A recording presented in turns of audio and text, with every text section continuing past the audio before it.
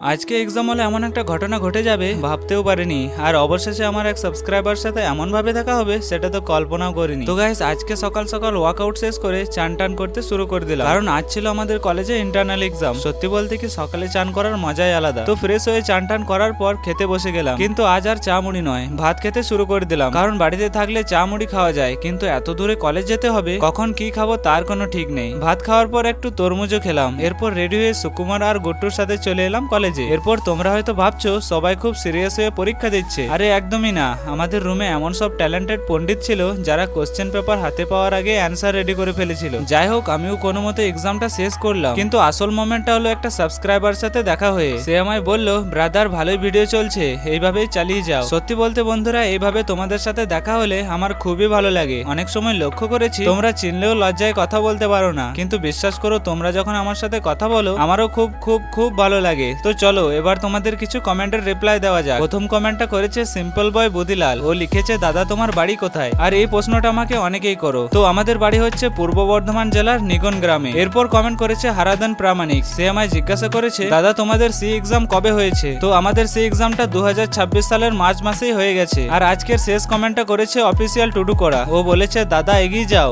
আমরা তোমার পাশে আছি। থ্যাংক ইউ ভাই এত ভালো একটা কমেন্ট করার জন্য। তোমরা সবাই এইভাবে সাপোর্ট করো আর ভালোবাসা দিও।